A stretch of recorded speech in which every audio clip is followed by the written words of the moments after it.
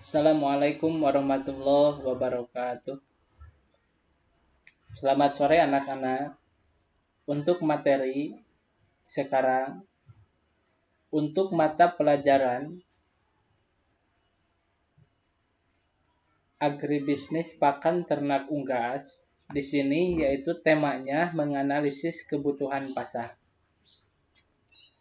Nah, pada tema ini ada beberapa materi yang akan dipelajari. Yang pertama, analisis peluang pasar. Yang kedua, bagian-bagian proposal. Dan yang ketiga, manfaat proposal usaha. Nah, yang pertama, analisis peluang pasar. Peluang untuk usaha pakan ayam terbilang sangat bagus dan sangat cerah. Usaha pakan ayam menjadi suatu pilihan usaha industri untuk peternakan ayam yang menjanjikan, hingga banyak orang yang tertarik menekuni usaha tersebut. Apalagi di lingkungan kita banyak sekali orang-orang yang memelihara ayam, baik ayam pedaging, ayam petelur, ataupun ayam kampung atau disebut dengan ayam buras.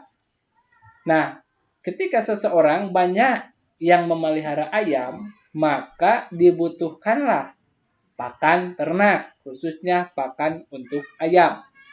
Nah, ketika kita melihat di lingkungan Panjalu, Panumbangan, banyak orang-orang yang memelihara ayam, pasti banyak orang pula yang membutuhkan pakan ternak. Nah, ketika melihat peluang pasar di sini, sangat bagus ketika kita mampu untuk berusaha di bidang pakan ayam. Selanjutnya, prospek dalam usaha pakan ayam dapat dikatakan sangat cemerlang dan menguntungkan, di mana melalui usaha pakan ayam dapat mendatangkan keuntungan bombastis, artinya kita bisa mendapatkan keuntungan yang sangat besar. Usaha yang bergelut dengan olahan pakan ayam memiliki prospek sangat bagus dalam jangka ke depan. Usaha pakan ayam yang sejak dahulu tumbuh hingga sekarang masih berkembang juga, tak pernah sepi akan konsumen. Nah, melihat dari sini, berbisnis di bidang pakan ayam ini sangat menjanjikan karena dari dulu juga banyak orang yang membutuhkan pakan ayam. Sehingga sangat bagus apabila kita mendirikan sebuah perusahaan di bidang pakan ternak. Jangan jauh-jauh atau besar-besar dulu.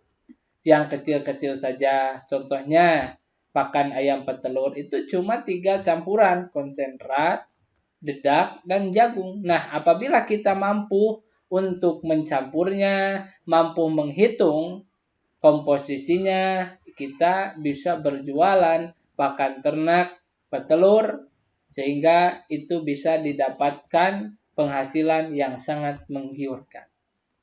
Nah, di sini ciri-ciri peluang usaha yang baik adalah sebagai berikut.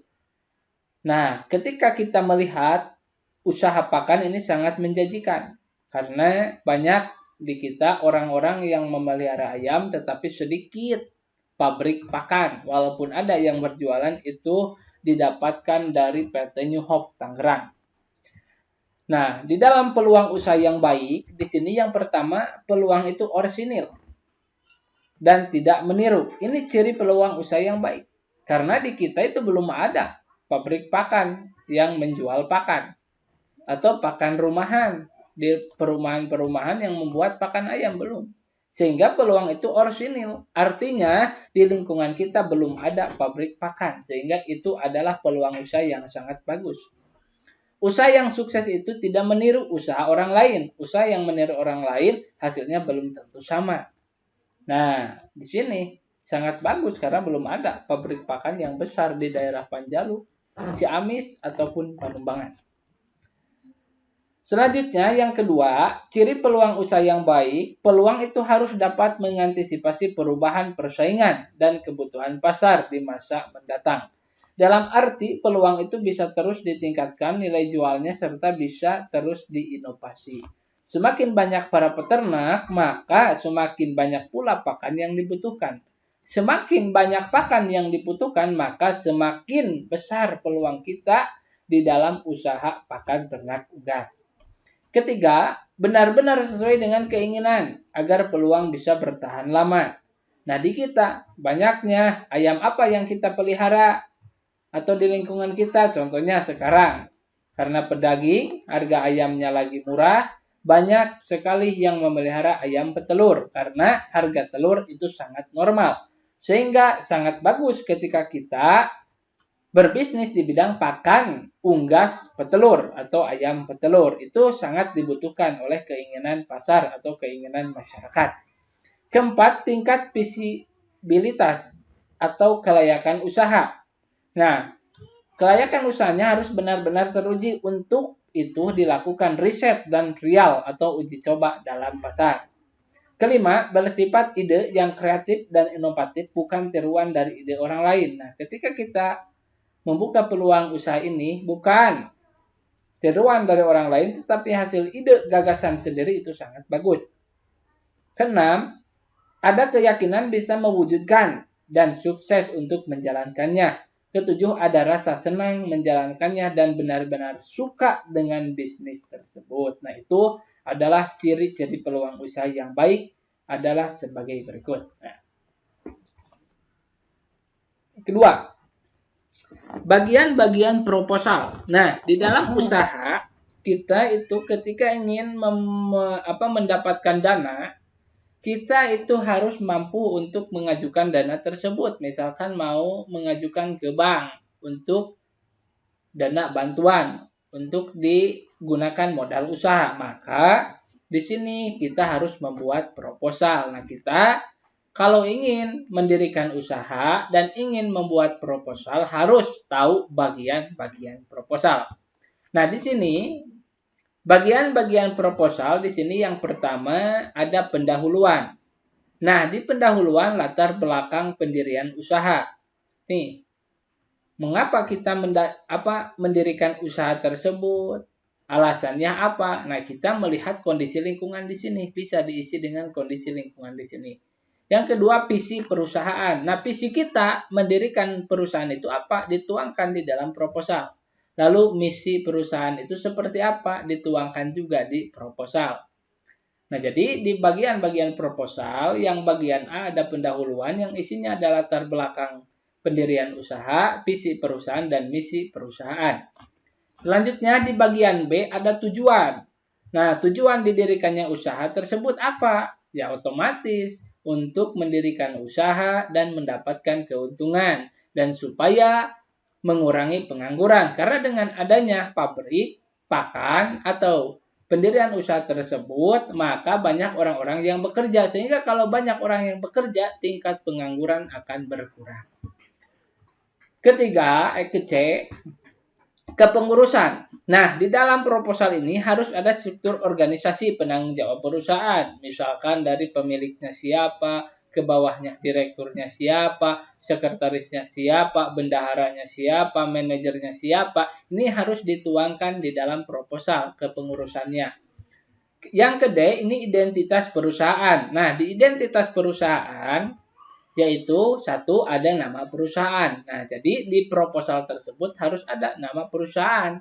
Misalkan CP Sejahtera atau PT Tanjung Mulia atau apa CV Mulia Jaya dan sebagainya. Kedua, alamat perusahaan. Ini dituangkan alamat perusahaannya di mana. Kalau misalkan di daerah Kertamandala ya tulis ya daerah Kertamandala, atau di Panumbangan tulis Panumbangan, atau Panjalu tulis Panjalu. Ini harus dituangkan di dalam proposal alamat perusahaan. Selanjutnya yaitu tenaga kerja. Nah, di sini harus ada nama-nama para pekerja, jumlahnya berapa, jam kerjanya bagaimana, apakah masuk jam 7, pulang jam 15 sore. Dan job description, misalkan nama ini pekerjanya namanya ini, nah pekerjaannya apa, ini harus ada nama, jumlah, jam kerja, dan job description. Selanjutnya di bagian proposal selanjutnya itu harus ada sarana prasarana, misalkan aspek bangunannya, lokasi tata letaknya seperti apa, aspek peralatan kantornya ada apa saja, aspek peralatan produksinya apa saja, bahan baku dan kemasannya seperti apa, dan sarana penunjang lain lengkapi dengan layout bangunan dan tata letak ruang. Nah, ini harus dituangkan di proposal. Selanjutnya peta pemasaran. Nah, strategi pemasarannya bagaimana, siapa yang memasarkannya, kemana dipasarkannya, nah, lalu bagaimana teknis pemasarannya, ini harus dituangkan di dalam proposal. Lalu studi kelayakan usaha, ini dituangkan juga di proposal. Kita hitung misalkan kita merancang penelitian layak atau tidaknya suatu usaha dijalankan misalkan gambaran manfaat ekonomis maupun sosial atas adanya usaha yang bersangkutan. Misalkan kita perhitungkan penjualan pakannya per kilonya berapa, satu harinya menjual berapa, pendapatan berapa, lalu modalnya berapa, ini dihitung di studi kelayakan. Selanjutnya analisis SWOT. Ini uraian SWOT dan buat analisisnya sehingga dapat diambil langkah-langkah yang mendukung terwujudnya visi dan misi. Yang pertama strength, kedua weakness, opportunities, dan threat, kekuatan, kelemahan, kesempatan, dan ancaman. Jadi kekuatannya apa, kelemahannya bagaimana, kesempatannya bagaimana, dan ancamannya bagaimana. Ini dituangkan di dalam proposal. Selanjutnya yang terakhir di bagian proposal itu ada kesimpulan. Nah, beberapa kesimpulan data yang menjadikan perusahaan tersebut layak didirikan. Nah, hasil studi kelayakan usahanya bagaimana, kesimpulan pendapat di sana bagaimana, maka di sini dituangkan di dalam proposal. Nah, itu harus kalian pahami bagian-bagian proposal dan kalian juga harus mampu untuk membuat proposal usaha. Nah, selanjutnya yang terakhir di pembahasan materi ini yaitu manfaat proposal usaha. Kenapa sih ketika ingin mendirikan usaha kita harus membuat proposal usaha? Nah, di sini ya ada beberapa manfaat proposal usaha untuk berkembangnya usaha kita. Yang pertama, digunakan sebagai membandingkan rencana dan pengusaha dengan hasil nyata. Jadi rencananya seperti ini di proposal. Nah, ketika di lapangannya seperti apa itu bisa dijadikan perbandingan. Kedua, bantu wirausahawan merancang dan menguji strategi untuk bekerja dari sudut pandang orang lain. Ketiga, pengusaha bisa berpikir kritis dan objektif dalam bidang bisnis pilihan mereka. Keempat, dampak pada persaingan ekonomi dan analisis data keuangan dapat menjadi subjek proposal bisnis yang dengan cermat mempertimbangkan seberapa sukses perusahaan Anda, dan yang kelima, semua dana yang diterima dan dijawab ditampilkan dengan jelas. Ini adalah manfaat proposal, sehingga ketika ada proposalnya, kita itu mengacu ke proposal tersebut, perusahaan kita didirikannya ingin dibawa kemana awalnya, sehingga perusahaan kita itu terarah dan menghasilkan hasil yang sangat memuaskan. Nah, itu adalah beberapa manfaat proposal. Selanjutnya, memberikan informasi dasar tentang rencana dan kinerja Anda sebagai wirausaha. Nah, seorang wirausaha ketika ada proposal, itu proposal bisa dijadikan dasar informasi tentang rencana usaha yang kita laksanakan. Ketujuh, memahami bahwa ada risiko ketika situasinya penting dan mencegahnya dengan menetapkan langkah-langkah perlindungan cuaca beku. Kedelapan, memberikan informasi tentang pangsa pasar, potensial, dan target pasar. Karena tadi di dalam proposal, teknik pemasarannya dijelaskan, potensi pasarnya bagaimana juga dijelaskan, sehingga dengan adanya proposal bisa memberikan informasi tentang pangsa pasar, potensial, dan target pasar. Kesembilan, semua sumber daya keuangan terlihat jelas, termasuk informasi yang akurat dan dokumen evaluasi. 10, lihat bagaimana pengusaha dapat memenuhi komitmen dan pemimpin mereka. Nah, di sini adalah manfaat proposal. Lalu yang terakhir, ada kelayakan proposal usaha. Nah, ciri-ciri proposal yang layak adalah satu, memiliki aspek tujuan. Kedua, memiliki aspek deskripsi usaha. Ketiga, memiliki aspek pemasaran. Keempat, memiliki aspek proyeksi keuangan. Kelima, memiliki aspek resiko bisnis. Nah, di sini adalah ciri-ciri proposal yang layak adalah memiliki 5 aspek ini. Yang paling besar yaitu pemasaran.